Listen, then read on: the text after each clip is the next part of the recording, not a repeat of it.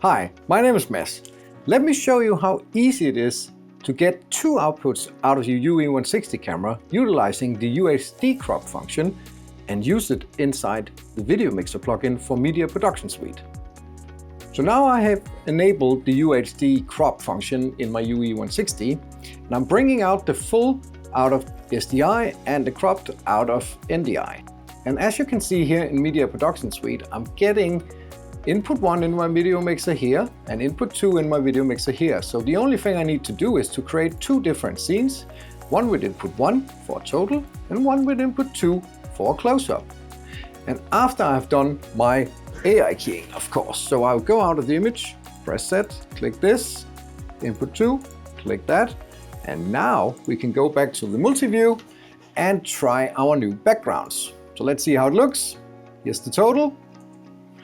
And let's see, here is the close-up.